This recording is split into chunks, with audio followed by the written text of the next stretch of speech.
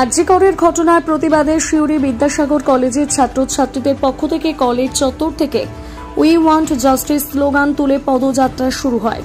একটাই দাবি, আরজিকরের তরুণী চিকিৎসক ধর্ষণ ও খুনের ঘটনায় দোষীদের দ্রুততার সঙ্গে গ্রেপ্তার করে কঠোর শাস্তি দিতে হবে।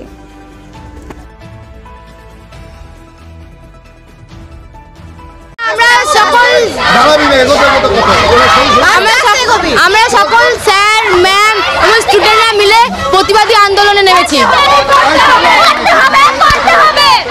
কলেজ থেকে শুরু করে মাদ্রাসা রোড হয়ে বাস স্ট্যান্ড হয়ে আমরা আবার কলেজ যাব।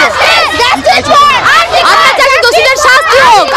দোষীরা শাস্তি না পেয়ে সমাজে এরকম ঘটনা ঘটতে থাকবে। প্রতিনিয়ত প্রতিদিন আমরা এরকম ঘটনার সম্মুখীন হব। আমাদের সুরক্ষা চাই। সমস্ত স্যার, বিদ্যাসাগর কলেজের সমস্ত স্যার ম্যাম এবং স্টুডেন্টরা। আমার নাম Ajila Khatun, political science. Vidyasagar college থেকে আমাদের কি বলে মাদ্রাসা রোড থেকে বাস স্ট্যান্ড ঘুরবো, আবার কলেজ ফিরবো।